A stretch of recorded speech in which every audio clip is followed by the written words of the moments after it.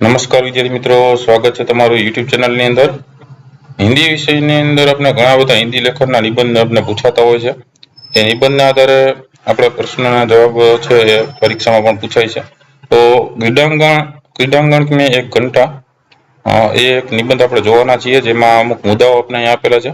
આ મુદ્દાના આધારે આપણે નિબંધ છે કઈ રીતે લખવો એને આપણે ખાસ માહિતી આ વિડીયોમાં જોવાના છીએ। જેમ કે क्रीडांगण में जाने का प्रसंग, क्रिकेट और फुटबॉल के खेल, कबड्डी का मैच, छोटे बच्चों की चहल पहल, अखाड़े का रंग, क्रीडांगण के बाहर का वातावरण, वापसी। આ મુદ્દાઓના આધારે જે નિબંધ છે કઈ રીતે લખી શકીએ એ પણ ખાસ જોશું। અને આવા ઘણા બધા નિબંધ લેખનના પ્રશ્ન જવાબ છે એ અગાઉ પણ મુકાઈ ગયા છે। ન જોઈએ તો ઉપર વિડીયો સેક્શન બાજુમાં પ્લેલિસ્ટમાં જજો, પ્લેલિસ્ટમાં નીચે જશો ત્યાં તમને ધોરણ વાઇઝ અલગ અલગ વિડીયોઝ પણ જોવા મળશે।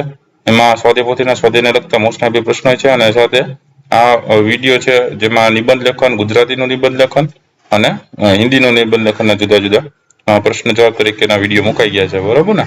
તો એ ન જોઈએ તો જોઈ લેજો, આવનારી પરીક્ષા માટે મોસ્ટ આઈએમપી પ્રશ્ન એમાંથી પૂછાય છે અને એ પરીક્ષાની અંદર તમે તૈયારી પણ કરી શકશો। તો આ મુદ્દાના આધારે આપણે હવે નિબંધ જોઈએ કઈ રીતે લખી શકીએ। तो क्रीडांगण एक ऐसा आनंद स्थल है जहाँ बच्चों और किशोरों की चहल पहल देखते ही बनती है। अभी तक मैं केवल सिनेमा हॉल और नाटक घरों को ही मनोरंजन के स्थान मानता था, किंतु उस दिन शाम को जब मैं अपने मित्र के साथ क्रीडांगण पहुंचा तो सचमुच मुझे लगा कि आनंद की असली जगह तो यही है। क्रीडांगण बड़ा विशाल और समतल था। हरी घास और खुली हुई जगह होने के कारण वहाँ का वातावरण बड़ा सुहाना लग रहा था। क्रीडांगण के एक हिस्से में कई खिलाड़ी क्रिकेट खेल रहे थे। उनका खेल देखने के लिए काफी भीड़ जमा हुई थी।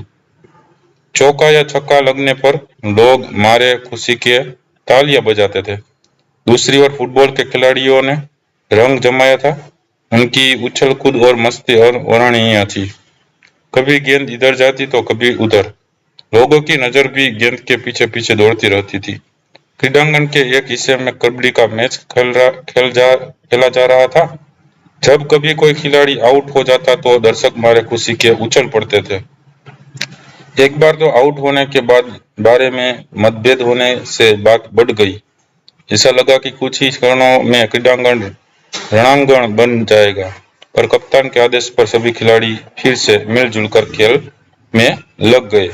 क्रीडांगण का एक हिस्सा छोटे बच्चों के लिए सुरक्षित था। कहीं झूले की बाहर थी तो सड़क पट्टी का मजा। सीढ़ी पर चढ़कर बच्चे पत्थर के हाथी पर बैठकर फूले नहीं समाते थे। कुछ बच्चे टोलियां बनाकर तरह तरह के खेल खेल रहे थे। यहाँ की चहल पहल दर्शनीय थी। क्रीडांगण में सबसे अलग एक अखाड़ा था, जहाँ कुश्ती के जोड़ आपस से भिड़े हुए थे। पहलवानों के दाव पेच देखने योग्य थे। अखाड़े के बीच में एक ऊंचा खंभा भी था। कुछ किशोर उन पर चढ़ने की धुन में मस्त थे। एक लड़का खंभे पर चढ़कर टांगों से लटक रहा था। क्रीडांगण के एक छोर पर लगी हुई बेंचों पर कुछ लोग बैठे हुए थे। वे अपनी बातों में मग्न थे। क्रीडांगण के बाहर खोमचे वाले और खिलौने वाले की भीड़ थी। लोग चाव से भेलपुरी, आइसक्रीम आदि का मजा ले रहे थे। कुछ लोग बच्चों के लिए खिलौना खरीद रहे थे। धीरे धीरे अंधेरा बढ़ने लगा। खिलाड़ियों ने खेलना बंद कर दिया। लोग भी विदा होने लगे। सबके चेहरों पर प्रसन्नता और ताजगी झलक रही थी। क्रीडांगण ने मुझ में नया उत्साह भर दिया था। जीवन भी एक खेल ही है, ऐसा सोचते हुए मैं घर लौटा। मुझे पता भी न चला कि क्रीडांगण में एक घंटा कैसे बीत गया। આવી રીતે અલગ અલગ મુદ્દાઓના આધારે આપણે નિબંધ લખી શકીએ છીએ। આવનારી પરીક્ષા માટે પણ આવા નિબંધ છે તમને પૂછાઈ શકે છે। મોસ્ટ આઈએમપી નિબંધ છે જોવાનું ચૂકતા નહીં, ઘણા બધા મુકાઈ ગયા છે। તો જોતા રહેજો, જ્ઞાનમાં વધારો કરતા રહેજો। વિડીયો ગમે તો લાઈક કરજો અને તમારા મિત્રોને વિડીયો શેર કરજો। Thank you very much and take care.